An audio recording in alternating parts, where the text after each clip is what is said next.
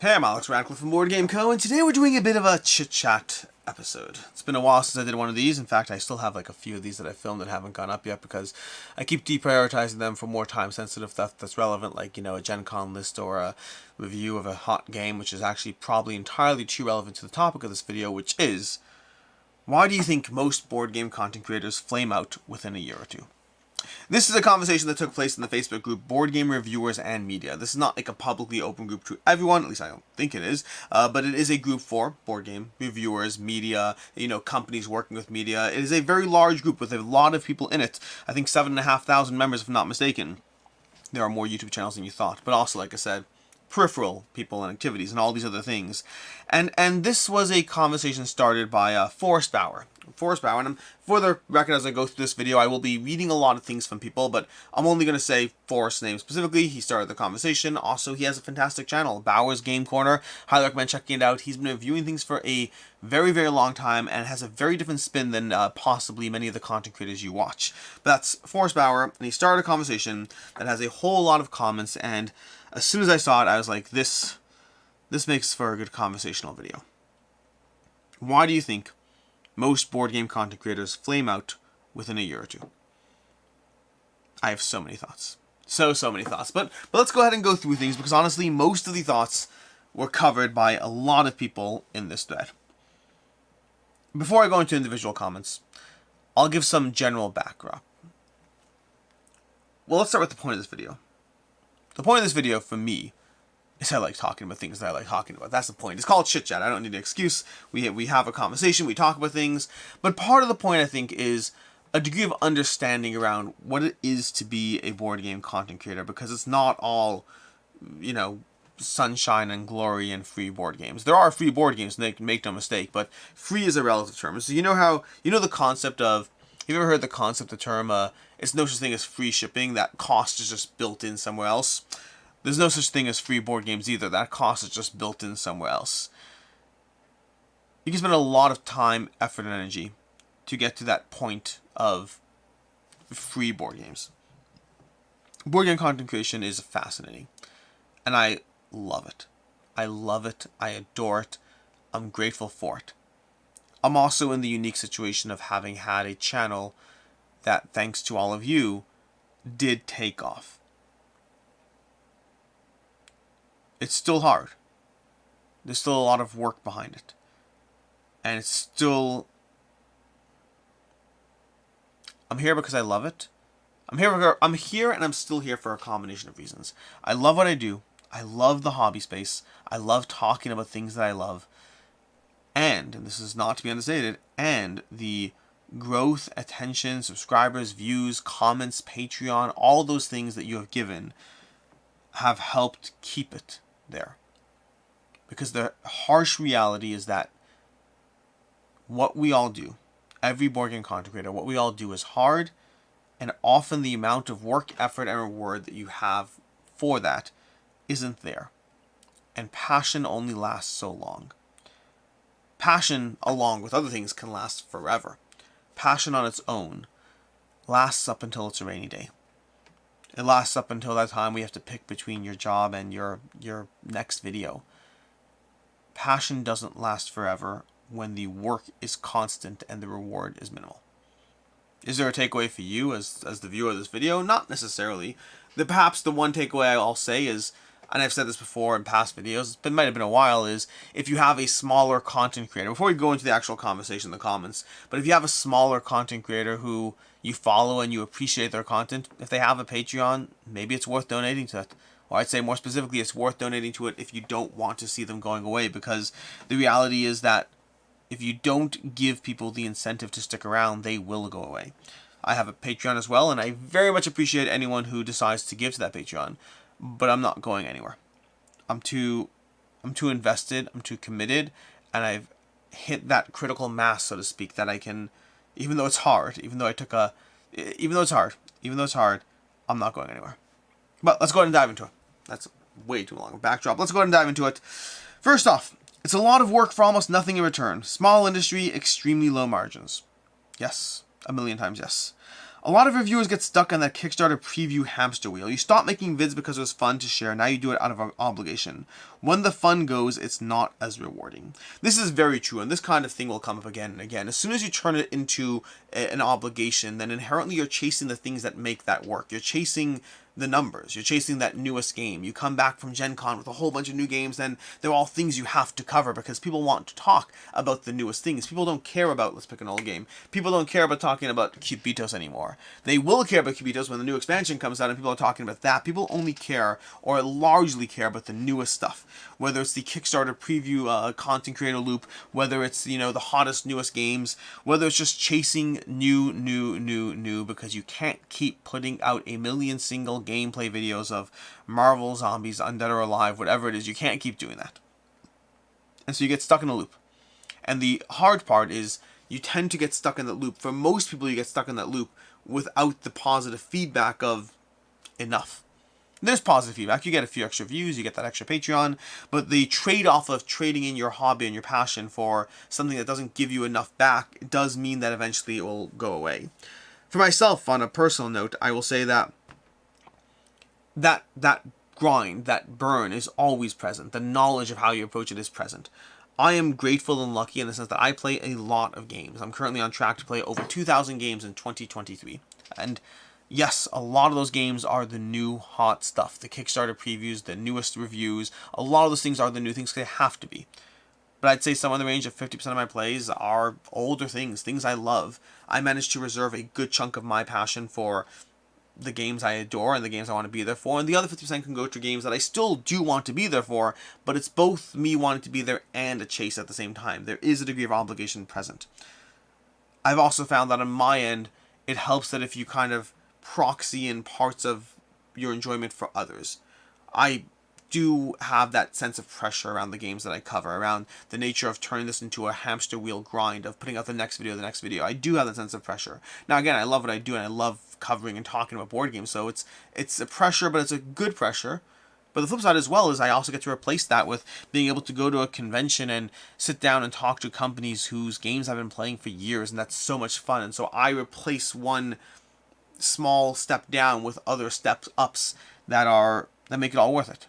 But also, again, understand that most of the content creators that flame out are the ones that didn't get that boost in numbers early on. Getting caught up in making it, losing sight of community, and setting unrealistic expectations for themselves. My first year making content was rough, but only because I made it that way. I wanted to put out a video every day, short-form TikToks, and therefore didn't take the time to learn how to simplify my creative process. I was caught up in views and likes and searching for dopamine hits only to feel worse when a video didn't perform. I get that. I wasn't pacing myself properly and burning out frequently. When I finally did hit big views, it was fun, but it wasn't all I had hoped for it to be. I was full of imposter syndrome and envy for larger creators. Envy for larger creators is going to be a factor throughout this. It's impossible to avoid it. It doesn't matter who you are, it doesn't matter what size you are, you're always going to look at different things. Even pick the two largest channels in the space. The two largest channels. We have Dice Tower and we have Shut Up and Sit Down. Okay? Those are the two largest channels in the board game space. Dice Tower may well be envious of the subscriber count of Shut Up and Sit Down, a channel that started after them, and their subscriber count, their views per video, I mean, they get, 70,000, 100,000 views per video on a consistent basis. Dice Tower can see that sometimes, but Dice Tower will get, plenty of videos that have 2,000 views or sometimes less than that. Dice Tower can look at Shut Up and Sit Down and be envious of their subscriber count, which is higher, and their views per video, which is higher. And the Shut Up and Sit Down can look at Dice Tower, and Dice Tower gets like 3.5 times as many views per month. I have to double check my numbers. That's changes and fluctuates, but I think Shut Up and Sit Down gets around 1 million views a month, I think, and Dice Tower tends to get 2.5 to 3 million views per month. So Shut Up and Sit Down can look at Dice Tower and be envious, and Dice Tower can look at Shut Up and Sit Down and be envious. It doesn't matter who you are. It doesn't matter how big you get. There'll always be something you can do to compare yourself to someone else and find yourself wanting. And it's easier, again, as always, it's easier when you are Dice Tower or Shut Up and Sit Down. It is easier then. It is harder when you're on the smaller side and those comparisons mean everything to you. And it's hard not to compare yourself. It's hard not to jump into this space with a passion and an interest and talk about things and put up that video. And either it's, sitting in front of a camera and you're just excited about the hobby, or maybe you put in the time, effort, and energy to really edit and to really put your heart, soul, energy, and passion behind it. And you get 127 views. Maybe that's fine because it's the first video. But you keep doing it for years, for 2 years, for 3 years, and you bump up to an average of 426 views per video. Which could be great for some people. But maybe it just feels like you're not finding what you want. And that is the reality of the situation. The reality of the situation is that it is very hard to come into the space, into the board game space, and suddenly just take off. There are some, myself included, who have been fortunate and have been lucky to have that happen, and that gives you that push to keep on going, which is very helpful. But if you don't hit that curve, it's just very hard to continue at a breakneck pace for that long. And if you slow down your pace, the numbers slow down too. It's a lot of work. Easy to compare yourself to the successful channels. Content creation is a hobby in itself that is different from gaming. Yes, it's very different. It overlaps, and I love it, but it's very different. They don't see returns. Honestly, you may never see returns, whatever that means for you. Just remember it's a hobby and treat it as such. Enjoy your community, small or large. I still appreciate every comment and even the haters. Keeping up with others is something I truly think kills people's motivation. Just keeping up as a whole is tough. 100% true. I do not appreciate the haters, for the record. I don't appreciate the haters. I appreciate the comments, I appreciate the views, I appreciate the likes, the subscribes, and I don't appreciate the haters. I don't have a better way of saying it. I mean, I recognize the haters will exist, and I appreciate the greater community at large, but I do not appreciate the haters. But the rest of it's true. You may never see returns. I've had many conversations with many people who are interested in exploring the content creator space. Many, many people. And my number one thing that I usually start off with when talking to people is, why are you here? Establish what your goals are. First and foremost, establish your goals, because it's the biggest thing.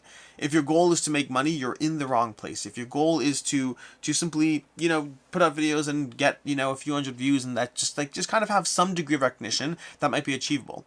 If your goal is to do what you love and to find a way to balance doing what you love for a long time, we can have that conversation. But if your goal is first and foremost money, this is the wrong space to be in. If your goal is passion and finding a way to cushion that passion as much as possible with some degree of money, there are conversations that can be had, but you have to establish what your goals are. It's a lot of work, not enough time. I speak for myself when I say I've got a full-time job, studying for industry exams, and barely have enough time to spend with family and friends. Yes, again, so many people will start and realize how much work and effort it actually is to realistically grow. Ultimately, unless you make it to the very top, there's no money in it. And even at the top, it's less money than most jobs. And that means that as soon as you have to decide which daily pressure you're going to give your mental energy to, the thing that doesn't pay is always going to eventually be given up. You might last a year, or 10, but somewhere along the road, if there's no financial incentive, the daily pressures of life will get in the way. That one's for me. That comment's for me, so I'm not going to give you more commentary on the commentary. It was hard to feel safe. The work was exceedingly vulnerable. I wasn't trying to be a board game famous. I didn't want to do it as a career, but the pressure was very high for a human who was just having fun. Then it was hard to see who was honest and supportive and who was in it for themselves. There's more drama than is necessary in the space. And I was an incredibly imperfect person who was doing their best to keep up and learn, stay curious, and create community. It was all just a lot. Not to mention just trying to protect yourself professionally and personally. It was all just a lot. However, I made the best friends and have changed my life around for the better entirely. It was fantastic, and I would say do it only if it's fun, but it's okay to burn out and take your life as you need to. Again, 100% agreed on many counts. I think the friendships I've made doing what I do are worth so much to me. I could quit board game content creation tomorrow, get a job somewhere else, and I'd be grateful for the time spent here just for the friendships alone that I've made. But it is a lot. It is a non-stop chase. It is working 80 hours a week because you'd rather do this for 80 hours than another job for 40. It was all just a lot, to quote that person. It was all just a lot. Many of the answers here are getting at it, but it's fascinating that very few have used the words. The algorithm. It demands regularly scheduled content about the newest, hottest games. We are ruled by that thing, a soulless god that punishes improper offerings by content burial. I love this comment. If a channel wants to grow, the rules of the game say a channel must get on that treadmill, unless they get lucky with a core audience and a shtick. Both of those things, either riding the lightning of new content or finding the lucky niche, can burn people out hard, especially if others have said there's no money to help along the way. 100% yes. Across the board, 100% yes. First of all, I've said this many times, that to grow in the board game space, to really do well, you kind of have to do it either better or differently. One or the other. You have to be better or different. Anything else, and I'm not saying you can't or won't be here. I'm just saying you are unlikely to see a large degree of success unless you are better or different, because you are fighting against established channels who have established viewers who are already doing their thing. You have to be doing it better or different to grow quickly. But you do have to cover the newest things. Almost, I don't know if there's an exception to that. There must be an exception to that, but I can't think of a single channel that has halfway made it that doesn't cover the newest things. That's not just the algorithm. The algorithm plays a part, make no mistake, but it's not just the algorithm. It's the nature of people wanting to see a review on, let's pick a game that's coming out soon. Let's pick a game that's, people want to see a review of Fromage, an upcoming crowdfunding campaign we'll be covering. So Fromage is going to be coming out. People are going to want to see coverage on that, and people do not care at all about seeing coverage on, I'm going to find a game myself again, I don't know. What's an oldest game? Deus. I just picked up Deus. Actually, no, I didn't pick up Deus. A viewer sent me Deus because I mentioned I played it again and missed it. I'm happy to have it back. And so, people don't want to see a review of Deus as much as they want to see a review of Fromage or whatever the newest, hottest thing is. Because it's not a lack of interest. It's just the nature of things. That's where the hype and buzz is. You need to chase the hype and buzz, not just because of the algorithm, but because people want to see the hype and buzz. People don't watch older movies as much as they watch newer movies. People don't listen to older music as much as they listen to newer music. Yes, there are the evergreens, but even the evergreens don't need reviews. You don't need to see a dozen reviews for Ticket to Ride. It's an evergreen already. There is a lot of chasing going on to become a content creator, to be a content creator. It's a lot.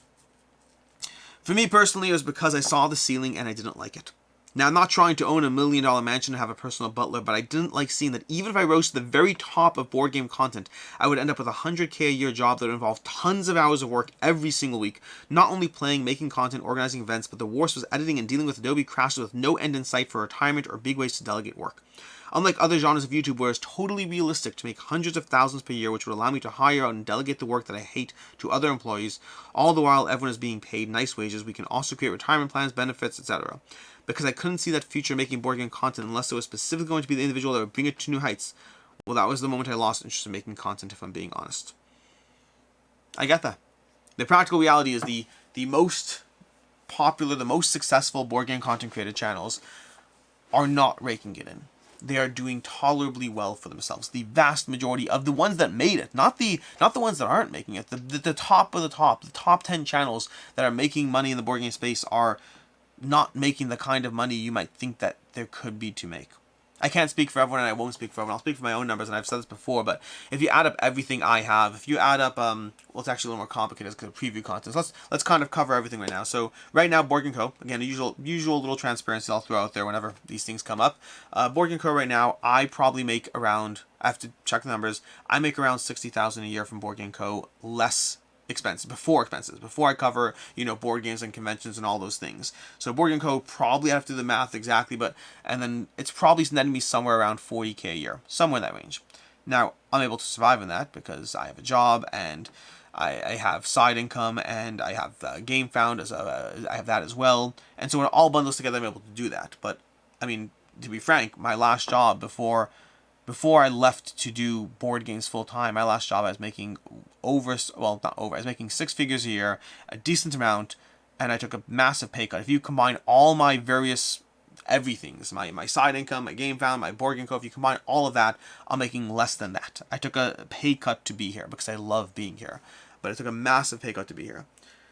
And I think I'm doing well in the board game space. I think I'm doing relatively well. Now, I will say that asterisk and a caveat, which is Board Game Co. also does preview content. All the money from preview content currently goes to the people who are doing the preview content, which right now is primarily Meg. But that's going to basically directly to her until this goes out further and further, until it goes out to be a fully manageable, sustainable thing. So there is preview money and preview stuff coming in. I don't benefit from that myself, at least not yet. But yeah, if you combine all the rest of it, if you combine sponsorships and ad spend and ad revenue from YouTube, and you combine Patreon, all together it's around $60K before expenses, which makes it around $40K a year. That's for a successful channel, in my opinion, at least a successful channel. I don't know what the future brings for Board Game Co. I hope it brings more one day. I hope it brings the possibility of being able to treat this like a full-time thing without having to have other things at play. Maybe it will, maybe it won't. Time will ultimately tell on that one. But the concept of the ceiling of the board game space is 100% present. 100% present. Curious to see what others think. Here are some of my theories. They take too many review copies, then feel too much shame at the massive pile of hotness they likely won't get. The massive pile of old hotness that they know won't get many views. We'll get that. They think they'll be making money and gaining subs quickly. They work way too hard in videos and then proceed to get very little views. I think the last two are definitely true. They work too hard in videos that don't get a lot of views, and they think they'll be making money and gaining subs. I don't know. Actually, I don't know if that's true. I don't know if everyone who walks into the board game space thinks they'll be making money and gaining subs. But I think that whether you did or didn't think that, if you thought that it doesn't happen, then there's an extra level of pessimism and just behind it. And even if you didn't expect that or care about that, you'll still one day butt up against the wall of other responsibilities, and something's going to have to go, and the thing that isn't paying you a red penny is going to be the thing that goes. For many content creators, the space costs you money. Going to conventions, getting the board games you're covering, you are often paying for equipment, for cameras, for lights, for everything. You are often in the red to be able to make content for your community. It's the reality of things. The first one, the taking too many review copies, that's definitely true. The massive shame about not covering the stuff that you didn't cover, I don't know if that's a reason for flaming out and burning out on content creation. I don't know. Because my wife gives me an... I don't think I understand that one, so I'm going to skip that one. God imposter syndrome. That's the thing. Revamped my game room, forgot. My studio lights were plugged in under my game table as I moved, and both lights hit the floor hard and broke beyond repair. Oh, this is very specific. I'm going to skip this comment. This is very specific. It doesn't feel like it's an overall conversation. I like how he ends. Wait, we're supposed to be speaking in generalities. That's fair. Sorry, it's a whole long comment about someone's specific list of their situation. There's a lot to digest here for a publisher. It's clear that for most it's initially a passion project no matter what type of content you specialize in, and for most that can only stretch so far versus real life pressures. But mainly I just want to say thank you for all the passion and the hard work for helping the hobby grow. Yeah, I think most people start as a hobby and as a passion, and many of those people will hit that brick wall of life sooner or later. I think some are going to be either lucky enough to see some sort of larger growth soon enough that keeps them going, or alternatively, some will be able to persevere past whatever life is throwing at you for long enough that at some point you wake up one day and you realize you've been a content creator for 10 years. That will be the minority, the vast minority. It's one of those, like, kind of like, I'm kind of visualizing a bar graph of like all the people starting the race and one at a time the people dropping off, and you have like 1,000 people who started the race, and 10 years from now you have 7 left from that initial 1,000. I think those 7 will exist. And then of course the other 5 who like hit some sort of large spike in views. Because it starts off fun, rapidly turns into work, and the motivation to make more videos versus return for making more is totally borked. Yes, it is. Not to mention there are so many different review channels that now actually getting noticed and coming up with new ideas is really tough, to the point people will just fade away. Different or better. You have to be different or better. That's the only real answer if you want to grow. Not if you want to do content. To do content, you just have to have a camera and decide you want to do content. What your goals are might change, might have additional obligations. If you want a certain amount of views, certain amount of attention, you might have to have something you bring to the table.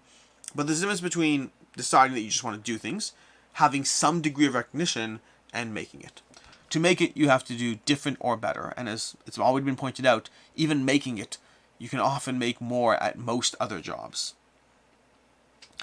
I think it comes down to what the reasons are for making the content, and in turn, if that passion for the hobby sours from it. Sometimes it's because one looks at the number rather than the joy they get from these amazing games they get to play. Sometimes it's just a feeling of failure or imposter syndrome when the better way to see things is to root for your friends and celebrate their accomplishments. Once you take your eyes off what got you into this amazing hobby, the focus will dwindle and die out. One of the greatest things in my life has been the friends and found family I have made in this hobby. 100% yes.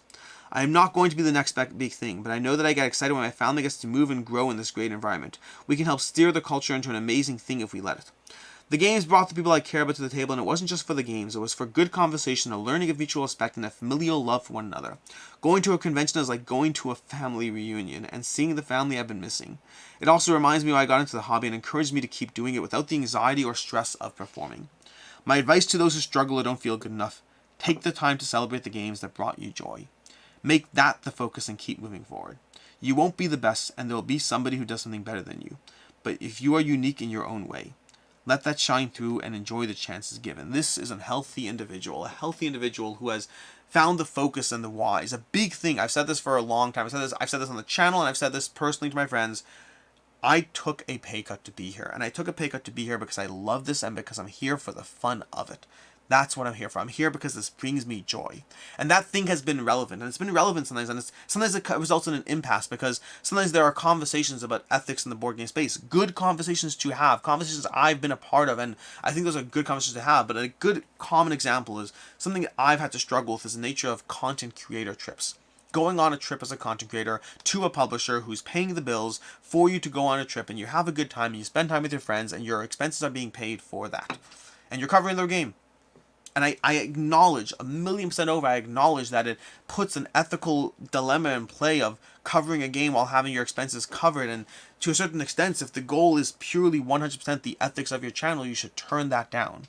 You should turn that down. You should remain distant from publishers. But the problem for me, not necessarily for everyone, the problem for me is I'm only here because I love it. And so I refuse to kill my love of what I do for some greater good of the channel. I have to hope that I can balance both as well as I can. And I always will try. I always do try. But ultimately, my main goal was to pursue the thing that I loved, regardless of what that meant giving up. But that also means that I can't give up what I love, if that makes sense. And then I have to, obviously, in those conversations, I recognize the reality. The reality is if you have that dilemma, you ultimately force each viewer to choose whether they trust you enough past that. And every viewer will have to make that choice. But those are the conflicts. I think the reason why this comment kind of triggered me thinking of that is that's the nature of the beast. If you're chasing the dollars, if you're chasing the money, you're doing it wrong. There's not enough money in the space. You have to, as a content creator, you have to chase the thing that gives you value, the thing that makes you happy. If you chase that the most, it'll keep going for longer. It just will. It'll be more sustainable, more realistic. It's a lot of work to constantly churn out content. There's not a lot of return on investment. The publishers are very hesitant to send copies of games to smaller channels. All true. I would like to try and comment even though I'm less than a year in the content creator world. I have a full-time job, so there's something that comes on top of that. The only return I would like to have, at least for now, is seeing some likes, some comments, and those sweet, sweet subscribers. But I know that I need to work hard for that. It's pretty hard for different reasons. You're not receiving games first until you get your Kickstarter. It's already on YouTube for 2 years, algorithm, etc., etc. Basically, if you back a Kickstarter, you don't even get to cover it for whatever, who knows how long. I just want to say that I truly believe that if you're good at what you do, if you're true to yourself and to your audiences, if you create high quality, and most importantly, if you enjoy what you do and it shows in your videos, you'll get there. It might be rough, it might be bumpy, many mistakes to learn from and improve your videos, but you'll get there. Maybe I'm naive. I assume some people will say wait and see. But for now, I'm having a blast teaching others how to play different games, even the old and the complex ones like StarCraft. Review the games that I liked and sharing with others my thoughts. And maybe, just maybe, when some of us stumble upon a new channel, we'll invest 10 minutes into watching the videos and throw constructive criticism, just to show that someone paid attention. I think that's complicated. I value the optimism in the comment, and I've actually spoken to this guy. I value the optimism in the comment. I don't know if I'm as optimistic. I don't believe inherently that if you're good at what you do, create high quality content, and just keep chugging away, that you'll get there. The caveat is it depends on what you mean by get there. But that's part of the challenge of this. The part of the challenge is even if you are good, even if you are consistent, even if you chug away at it, it's still hard to define what success looks like. And success in this field is so much harder than so many other fields. And that just makes it hard. It makes it a challenge. And meanwhile, we haven't even talked about it. I wonder if people will get to it because I haven't seen it listed. I didn't list it in my own comment. But through all of this, one thing we haven't talked about is while you're doing this, while you're chugging away, while you're putting in the work, while you're doing everything you can, you're also facing constant criticism. Not a majority. Make no mistake, not a majority. The majority of what you have is usually support and appreciation. The vast majority. The 98%, the 95% of your comments are going to be along those lines. But the other 5% can stick in your head. It's so hard to do something you love and to do it at a trade-off, a mental trade-off, and to do it for some sense of passion for the hobby or appreciation for your audience. And then to show up that next day and have 2 people who commented how your audio sucks, your presentation was terrible, your ethical standards are at risk. It is hard to persevere past negative feedback when the monetary return for what you're doing is already so stiflingly low, often to the point of being a negative drain on your finances. It's a grind. I love doing it, and now will probably never stop. But like having a hit game, becoming a huge channel is unlikely at best. For what it's worth, I've made so many friends with designers and publishers that's been more than worth it. Again, I agree with that. The relationships I've made are incredible. Most new channels are just doing the same format that tons of other channels are already doing. It's hard to build an audience and enthusiasm wanes. I found the newer channels that stick around are the ones who find an avenue nobody else has tackled. 100% yes, this is true. I mean, if you look at the largest channels, look at the 4 largest channels in terms of subscriber count, whatever it is in the board game space. We have Dice Tower. They've been around the longest. They were unique by the nature of what they were doing. They weren't the ones that started it, but they were the ones that did it and continues to stick around. Then we have Rodney Smith, Watch It Played. They were the first channel to be different in the sense that they are teaching you how to play the game and not reviewing it. The focus is education and not opinionated content. It's a very different approach. Then we have Shut Up and Sit Down. Shut Up and Sit Down approached it from the stance of a humor and presentation and drama and just giving you something entertaining to watch. Their goal almost seems to be that to keep the viewer engaged, to make content that tells a story. Yes, there's also opinions thrown in there, but the opinions are interwoven into something that is giving you a narrative and giving you entertainment along the way. They became a board game skit channel, and they were the first ones to do so, and they were incredibly successful in what they did. This Rado Ones Through, he was the first person to cover crowdfunding on a regular, ongoing, repeated basis, giving you that regular, consistent crowdfunding coverage that others weren't getting. Those are some of the big 4 in this space, and they became the big 4 by being the first at what they were doing in their fields. And it's not to say you can't find new things along the way. There are so many channels that I get tremendous value from, that I love, and I'm going to start listing some because it feels like a good time in the video to do so, but please note this is off the cuff, and so if I forgot someone, I apologize.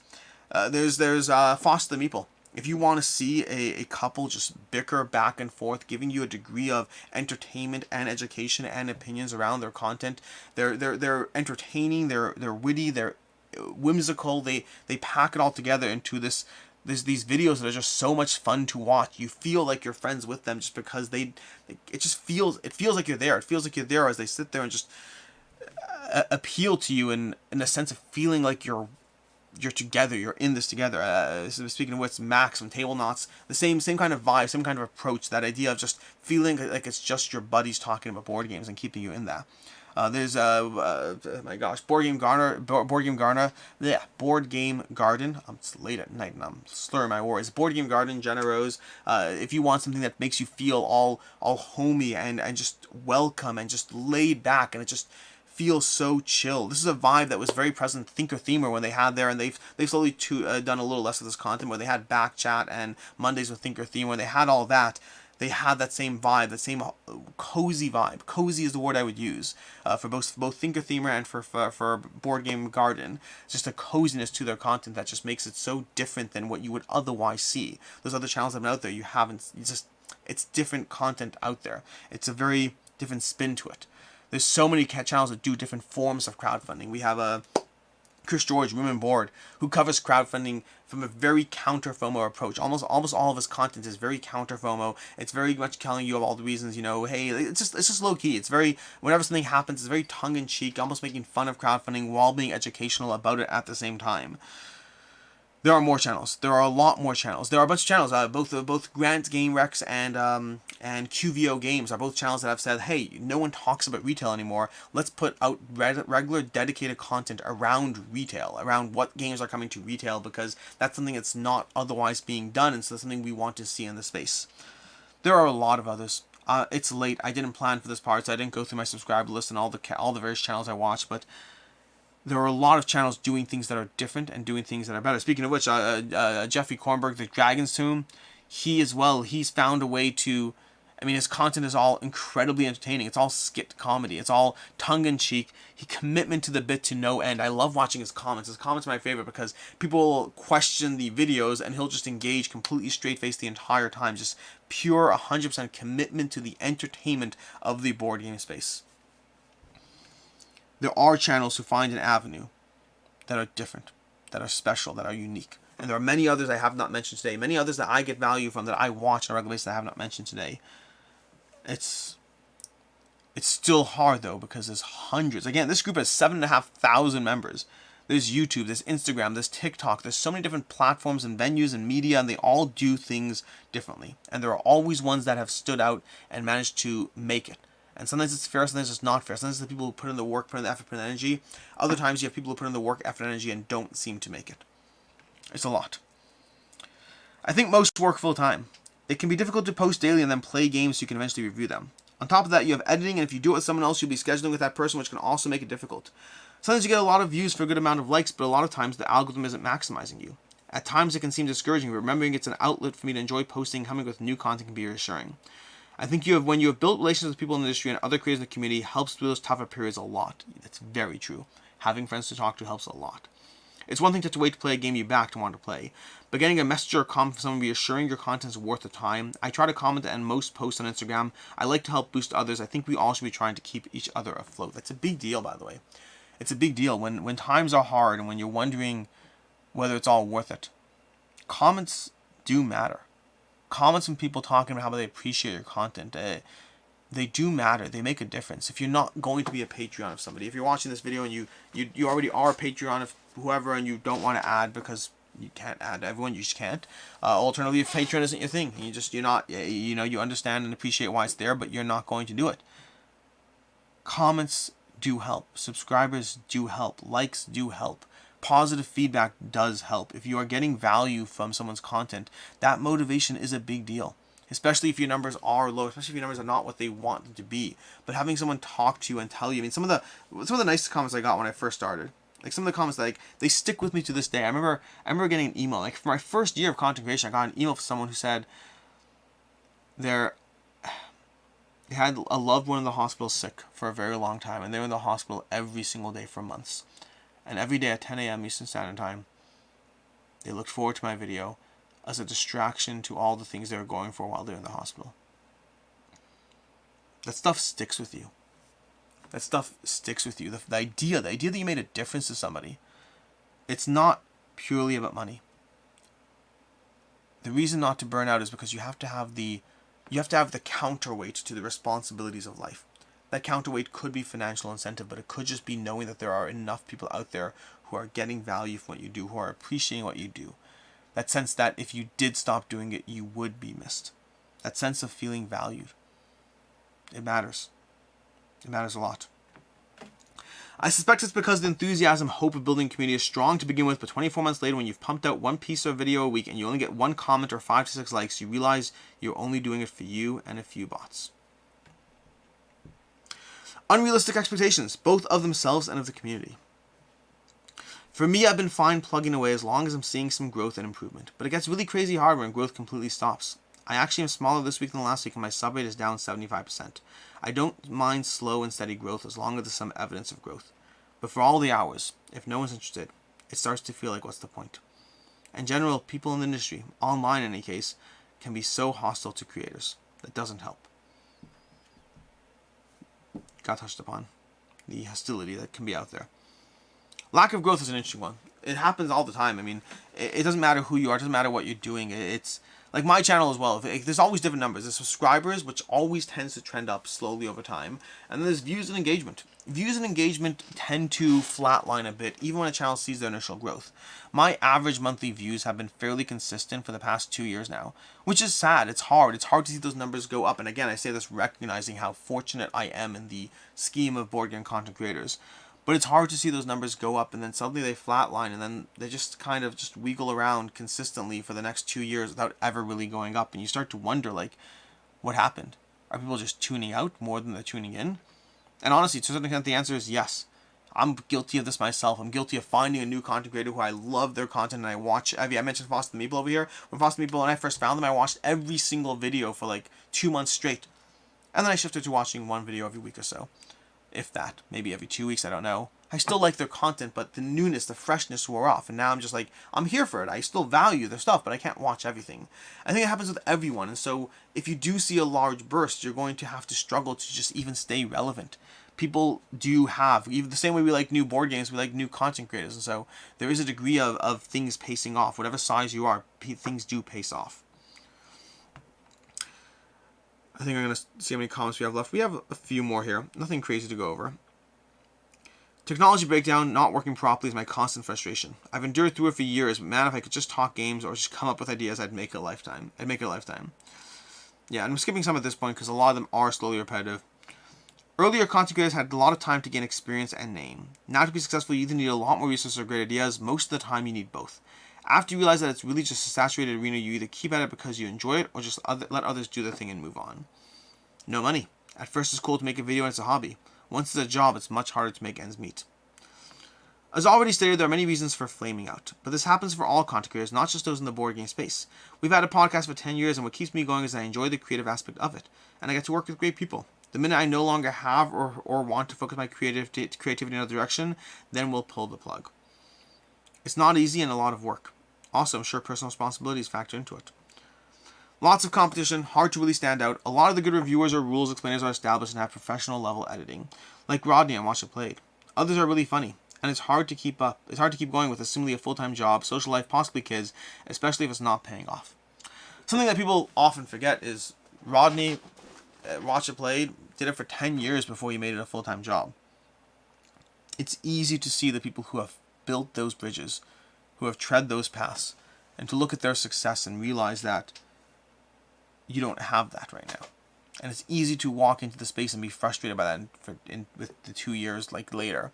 But this goes back to what I said earlier, like that I'm mentally envisioning a race of people who started, and not everyone makes it to the end. Tom Vassell wasn't the first board game content creator, but he was the first one that stuck it out. There's been a long road ahead of a lot of people, even the successful ones. I might also add that every one of the sponsors I see here is a total truth. Easy, the lack of money and the gatekeeping. As someone else said, because they got into it for the wrong reasons. Anyone who goes into it expecting to make any money at all is on a fast track to nowhere. You aren't owed anything for what you make. Create something because you want to and for no other reason, and you'll stick around if real life is kind to you. Harsh but true. I've frequently touched upon this idea. I don't think, as a content creator, you are owed nothing. Zip, zilch, nada, nothing. You are owed nothing at all. No one sat there and you didn't engage in any mutual commitment that you're going to sit in front of a camera and make videos and you'll get paid. Your audience, your viewers, the entire space owes you nothing. The other half of that conversation that's less harsh is, while you are owed nothing, the other side of the audience has to recognize that they are owed nothing too. Your viewers are owed nothing. Your subscribers are owed nothing. The publishers are owed nothing. Everyone who benefits from the content you make is also owed nothing. So while no one owes anyone anything, the thing I like to focus on is, forget owes. If you get value from a content creator, you do not owe them a thing. But appreciation is a concept. And more importantly than appreciation, if you want to see them not flame out in 2 years, then you have to make sure that there's enough general appreciation combined from yourself and others, whether emotional appreciation, whether comments, whether financial appreciation. You have to make sure that something is there to keep them going if you want to see that content continue. You don't owe them a thing. No one owes you a thing. But there's a practical reality to the fact that, a strong Patreon base, views, engagement, subscriptions, those are things that can keep someone you like watching doing the thing that you like watching. And if you don't, it's true that you don't owe them a thing, they don't owe you a thing. And one day they might show you that they don't owe a thing by burning out and not putting out more videos. I'm going to read this comment, but I'm not sure where it's going. Lightweights, the lot of you, with your free games. Look at me, it's so hard. When I was your age, I had to make videos, copy them to VHS cassettes, and then ship them to every subscriber. You young people, you don't know where you're born, honestly. I think it's just a joke. Probably lack of audience building. My show is over 2 years old and we only have 360 subscribers. We aren't actively pushing for it, to be honest, and we're not jumping on things for only the sake of building an audience. You have to make sure it's fun and not care about the audience or care about the audience and build it relentlessly. Anywhere in the middle is where people burn out. It's an interesting comment. I actually like that comment a lot. You either have to not care about the audience or care about the audience and chase it hard enough. I agree with that. Because if you do, I agree with that. If you care about the audience but you don't chase it hard enough, that's where disappointment comes in. I think it's a clever way of saying you have to know why you're doing it, but I agree with that. I started with my blog in 2016 and my channel in 2017. I've had burnout several times over the years between now and then. I've always come out of it and I'm now thinking about why that is. I think the first thing is I just let myself have burnout and don't pressure myself to do monster projects while I'm not into it. I might release some easy videos or take a month off entirely while waiting for the inspiration to return. However, that does mean my numbers drop and my channel is sluggish when I come back. The algorithm is punishing. This is where the algorithm is punishing. It's true. The algorithm, side tangent here, the algorithm does not need daily content. But the algorithm does like consistency. And that is still brutal. If you do a video a week and you don't do a video for 3 weeks, the algorithm knows, and it doesn't love it. Still, I do my podcasts in seasons with a forced break in between them so I never burn out my very favorite thing that I make. My other survival tactic is that I'm willing to evolve. My channel has changed a lot over time, and I've gotten more comfortable with being in a niche. I love historical games best because they give me the most to talk about, so I lean in hard. And as a result, I found a cool community of people I genuinely love to interact with. I feel like I belong somewhere. That helps a lot. I also take very, very few Kickstarter previews because they make me miserable, and I accept that about myself even though I know it's terrible for my numbers. Basically, I found what I really like to do, and I'm willing to accept the consequences in terms of financial and algorithmic losses. That's fair. Know what you want and know what you're chasing. Because it's difficult, most people don't continue when faced with adversity. That's true. Because they thought they would make money. I'm going to scroll through a few of these because I don't see a ton of new things that are really here. Board game fans suck the life out of them with toxic interactions? ? It's a factor. The board game industry is not lucrative enough to live off of such a falls to the side for many bills as they begin to pile up. I've been doing this since 2009. Love doing it, not doing it for money, but had to slow down for sure because of other things in life to do. It takes a lot of time and often money to make content. It's a small industry, hard to grow, and almost impossible to make a living doing only content creation. So the hobby takes a backseat to life often enough. There's no money in it, and it's costing too much to keep it going. Time especially. Low pay and poor working conditions. And I think at this point, there are 34 answers it looks like, but I'm not going to go through the rest of them. Like I said, there's 100 plus comments on this. I think the point is clear. This is a group of content creators. This is a group of people who are a vast majority. So many of these names are people I recognize. I'm not getting into the who's, the hows, the whys, but what I will say is it is hard being a content creator. And I'm saying that as somebody who, again, is fortunate and privileged to have enough of you watching, that it makes it so much easier than it otherwise would be. It's not always about the money, but it is about the validation. Sometimes that validation comes in the form of money. Other times it comes in the form of subscribers, of likes, of comments, of engagement. There's a lot of things that can validate the hard work behind it, but make no mistake that it's hard work. In most industries, being in the top of your field, it's one of the comments that hit with me is the idea of the cap of the field. In most industries, being the top of your field often means making big bucks. Whatever other industry it is, most of the time, if you are best in class, you are doing well.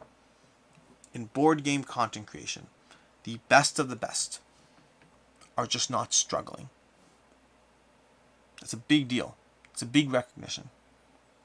Whoever your favorite content creator is right now, whether you found them yesterday, whether you've been watching them for 5 years, today's a good day to decide to be a Patreon. Today's a good day to decide that maybe it's worth having that mutual appreciation and gratefulness for the content that is being put out that you benefit from. They are owed nothing. You owe them nothing. But not everything in life has to be done because it's owed. Sometimes things in life can be done out of a sense of appreciation. And sometimes they can be done out of a sense of fear that otherwise you might lose them to the realities of regular everyday life. It's a lot. I appreciate you being here. I appreciate your views, your engagement, your comments. I appreciate you, all of you, having built this channel into something that I can walk into this excited every single day. The work is hard, but I know that I'm appreciated. It makes all the difference in the world. Until next time, I'm Alex Radcliffe from Board Game Co. A little bit of a different video than usual, but I hope you enjoyed it. And as always, I hope you have a good one.